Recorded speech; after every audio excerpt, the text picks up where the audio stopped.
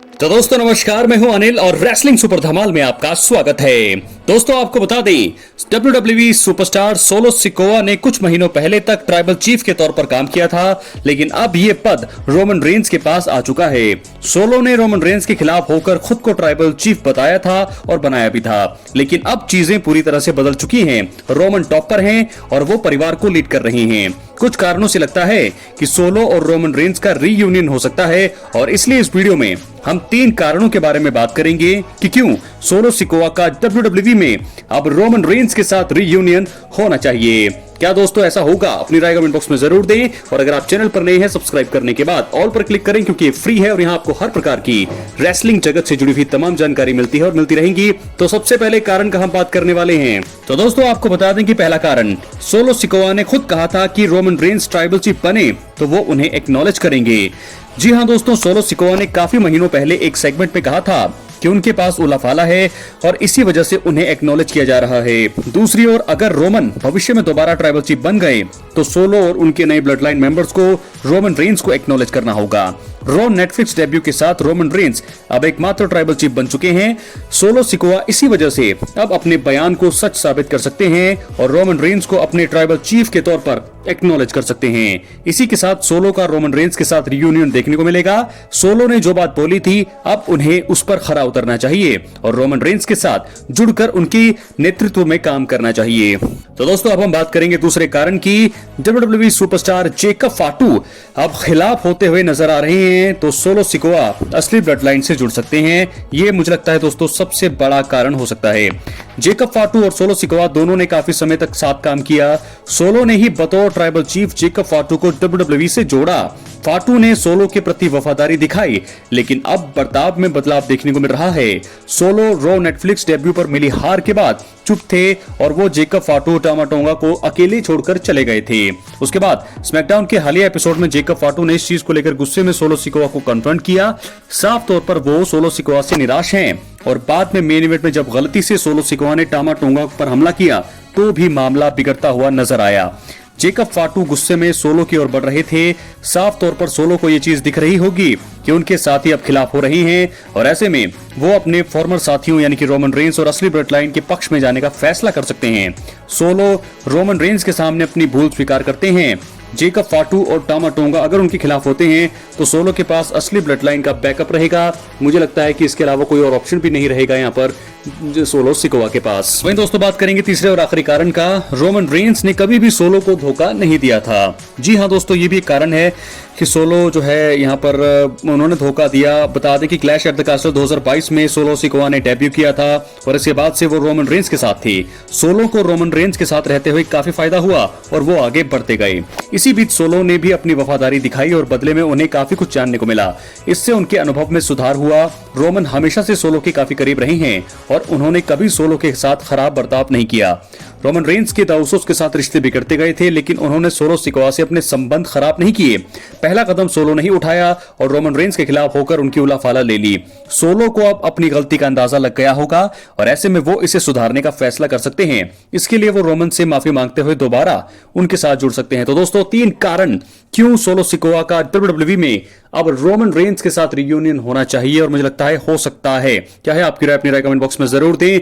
मुझे लगता है कि सोलो सिकोआ बिल्कुल अकेले पड़ गए हैं, क्योंकि जेकब फाटू टामा टोंगा उन पर कभी भी अब अटैक कर सकते हैं और भविष्य में जेकब फाटू और सोलो सिकोआ का मुकाबला भी हमें देखने को मिल सकता है। और अगर ऐसा होता है तो आपको बता दें कि बहुत ही बड़ा नुकसान होगा यहाँ पर सोलो सिकोआ का। तो सोलो सिकोआ को यहाँ पर अपनी भूल स्वीकार करनी चाहिए, रोमन रेंस के साथ जाना चाहिए और रोमन रेंस ही वो शख्स हैं जो मुझे लगता है कि सोलो सिकोआ को वहां पर एक्सेप्ट कर सकते हैं और अपने साथ जोड़ सकते हैं। तो क्या दोस्तों रोमन रेंस और सोलो सिकोआ का होगा रियूनियन? अपनी राय कमेंट बॉक्स में जरूर दें। चैनल पर नए हैं सब्सक्राइब करने के बाद ऑल पर क्लिक करें, क्योंकि फ्री है और यहाँ आपको हर प्रकार की रेसलिंग से जुड़ी हुई तमाम जानकारी मिलती है। अब हम बढ़ेंगे अगली स्टोरी की तरफ जो जुड़ी है द अमेरिकन नाइटमेयर कोडी रोड से। तो दोस्तों आपको बता दें कि रेसलमेनिया रेसलमेनिया 41 का आयोजन 19 और 20 अप्रैल को होगा। इस प्रीमियम लाइव इवेंट में अब तक सिर्फ वर्ल्ड हैवीवेट चैंपियन गुंथर और जे उसो के बीच मुकाबला घोषित है। कोडी रोड्स अपनी अनडिस्प्यूटेड डब्ल्यूडब्ल्यूई चैंपियनशिप को इसी इवेंट में डिफेंड करेंगे। वो ऐसा एलिमिनेशन चेंबर में मैच विजेता के खिलाफ करते हुए दिखाई देंगे। इस वीडियो में हम आपको दोस्तों वो 3 कारण भी बताने वाले हैं कि क्यों डब्ल्यूडब्ल्यूई रेसलमेनिया 41 में कोडी रोड्स को हर हाल में अपना टाइटल हारना चाहिए। मैं ऐसा नहीं कह रहा हूं क्योंकि ये रिपोर्ट में बताया जा रहा है, क्योंकि पिछला 1 साल जो है कोडी रोड्स के लिए अच्छा रहा, लेकिन अब रेसलमेनिया 41 में वो हार सकते हैं। पहला कारण, अनडिस्प्यूटेड डब्ल्यूडब्ल्यूई चैंपियन के रूप में कोडी रोड्स का टाइटल रन निराशाजनक रहा है। जी हां, कोडी रोड्स रेसलमेनिया 40 में रोमन को हराकर अनडिस्प्यूटेड चैंपियन बने। उसके बाद से कोडी रोड्स ने टाइटल काफी प्रीमियम लाइव इवेंट में डिफेंड किया है। हालांकि ऐसे भी कई मौके आए जब कई बड़े शो में कोडी ने इसको डिफेंड नहीं किया। Bad blood 2024, crown jewel, survivor series war games उसके सबसे बड़े उदाहरण है। अगर बात करें उनकी स्टोरी की तो लगभग हर बार विरोधी ही स्टोरी को आगे बढ़ा रहे हैं, रोड्स से बेहतर कर रहे हैं। ऐसे में कोडी रोड्स को फैंस और खुद को इस हाल से बाहर निकालना चाहिए और मुझे लगता है कि अनडिस्प्यूटेड डब्ल्यूडब्ल्यूई चैंपियनशिप रेसलमेनिया 41 में उन्हें हार सकते हैं। इसके हारने के चांसेस काफी ज्यादा बढ़ गए हैं। बात करेंगे दूसरे कारण का, डब्ल्यूडब्ल्यूई के कई रेसलर्स बेहतर मौके अब डिजर्व कर रहे हैं। जी हां, कोडी रोड्स को रोमन रेंस के खिलाफ जो जीत रेसलमेनिया 40 में मिली, उसमें अगर उनका योगदान महज भर का माना जाए, एक मैच भर का माना जाए तो गलत नहीं होगा।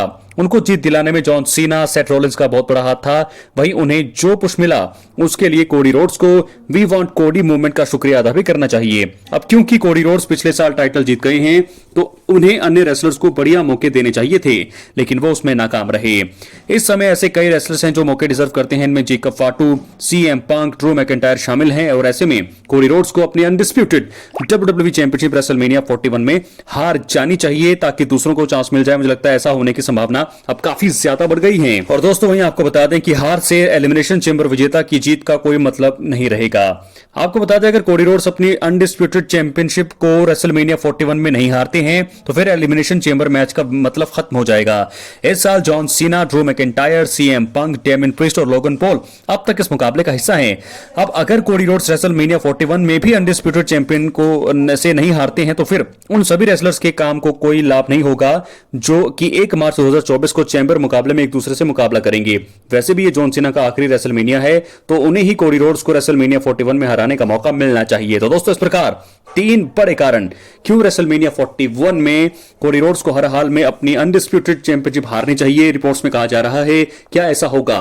1 साल का चैंपियनशिप रन हो चुका है, 365 दिन वो चैंपियन रहे हैं, तो क्या रेसलमेनिया में होगा उनके टाइटल रन और उनके बादशाहत का खात्मा? कौन करेगा उनके बादशाह का खात्मा? क्या वो होंगे सीएम पंक, क्या वो होंगे ड्रू मैकिंटायर, क्या वो होंगे जेकब फाटू, या फिर क्या वो होंगे जॉन सीना? अपनी राय कमेंट बॉक्स में जरूर दें। चैनल पर नए हैं सब्सक्राइब करने के बाद ऑल पर क्लिक करें क्योंकि फ्री है और यहां आपको हर प्रकार की रेसलिंग से जुड़ी हुई तमाम जानकारी मिलती रहेंगी दोस्तों। इसलिए वीडियो को लाइक करें, शेयर करें, सब्सक्राइब करें। तो 2 स्टोरीज हमने कवर की हैं कि सोलो सिकोआ रोमन रेंस का रियूनियन हो सकता है, चांसेस काफी ज्यादा बढ़ गए हैं। और दूसरा ये कि कोडी रोड्स जो है रेसलमेनिया 41 में अपनी जो है चैंपियनशिप हारने के पूरे आसार भी हैं। बहुत बहुत धन्यवाद।